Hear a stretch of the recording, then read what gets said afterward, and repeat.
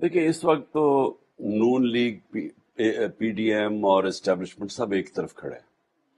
تو ظاہر ہے ابھی تک جو ہم نے بائی الیکشنز لڑے ہیں جب سے ہماری گورنمنٹ گرائی ہے انہوں نے، اور وہ بھی ان سب نے مل کے گرائی تھی.